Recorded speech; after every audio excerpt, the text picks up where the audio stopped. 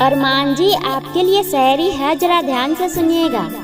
रब से आपकी खुशी मांगते हैं। अरमान जी, रब से आपकी खुशी मांगते हैं, दुआओं में आपकी हंसी मांगते हैं। सोचते हैं आपसे क्या मांगे, चलो आपसे उम्र भर की मोहब्बत मांगते हैं। मेरी जिंदगी की खुली किताब हो तुम।